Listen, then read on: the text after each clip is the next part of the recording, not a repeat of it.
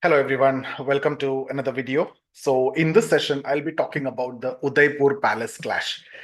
See, royal tales are often fascinating. It's filled with grandeur and tradition. But what happens when the descendants of legendary figures like Maharana Pratap are entangled in modern disputes? This is precisely what unfolded recently in Udaipur, Rajasthan, where the clashes actually erupted among the royal family members of Mewar. So, what started as a property dispute has now escalated into public spectacle and catching everyone's attention.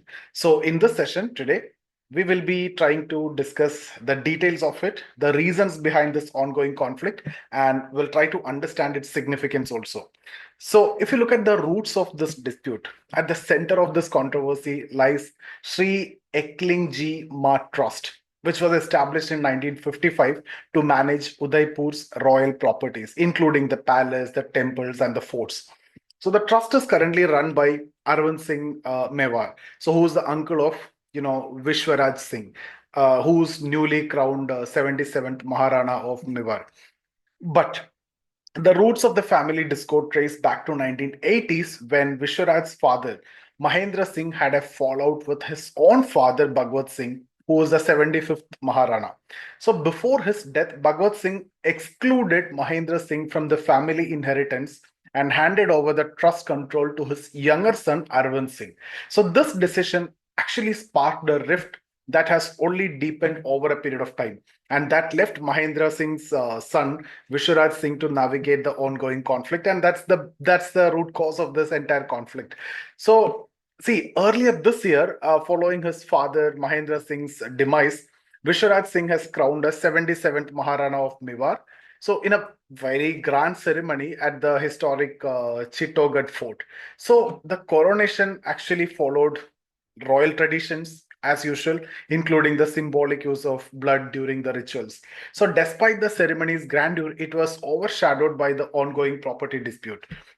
Arvind Singh, managing the trust, publicly dismissed Vishwaraj Singh's coronation, stating that it holds no legal standing concerning the trust or the Udaipur palace. Now, we'll also see. Let me discuss the immediate trigger now. That's a clash at the palace. See, the current flare up actually occurred on a Monday when Vishwaraj Singh attempted to visit the Udaipur Palace and Dhuni Mehta temple for blessings after his coronation. The temple is located with the palace complex and is deeply significant to the royal family's tradition. But Arvind Singh and the trust denied him entry, citing unauthorized access rules and everything. So a public notice was even issued to reinforce that no unauthorized entry to the palace or temple will be allowed. When Visharaj arrived at the spot with his supporters, they were met with barricades that was leading to the heated clash between the two factions that resulted in many injuries also. Let's look at different perspectives of the royals. See, both sides have their justification. Visharaj Singh argued that his visit to the temple was a matter of royal tradition and should not be hindered by the ongoing property disputes. That's a different thing.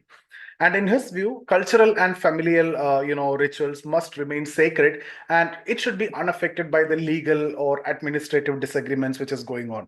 On the other hand, if you see Arvind Singh, he contends that Vishwaraj Singh action amounted to criminal trespass and were a deliberate attempt to disrupt the peace of that situation.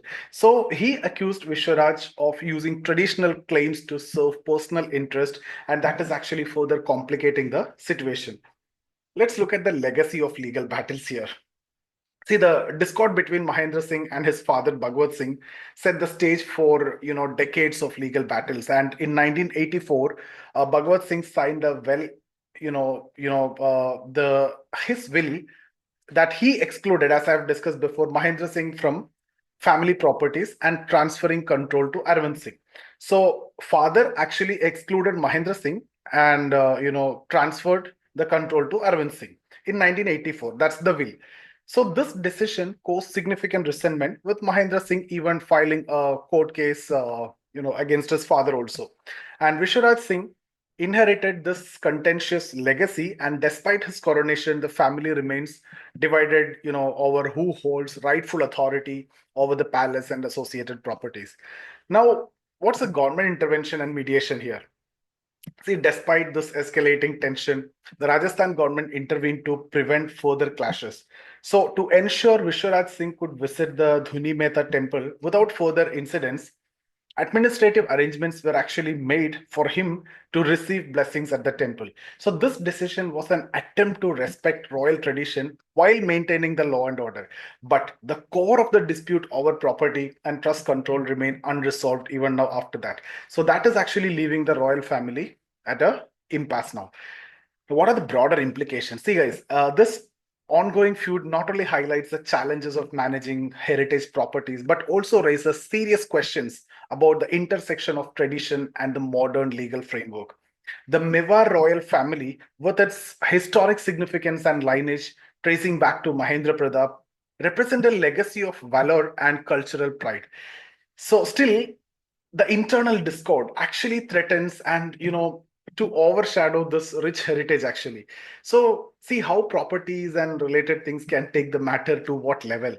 And this public nature of the dispute also tarnishes the images of one of India's most revered royal lineages. I told you, Maharana Pratap, right? And again, potentially impacting tourism also and public perception of Udaipur royal history. So, see, the Udaipur palace clash is a reminder that even the most storied families are not immune to disputes. At its heart, this feud is not just about property or titles, but about preserving a legacy while navigating personal and familial differences. So the question still remains, can the descendants of Maharana Pratap find a common ground to protect and honor their shared heritage? Only the time will tell that. So that's about this session. I just want to update about this clash. I hope you got some points from this.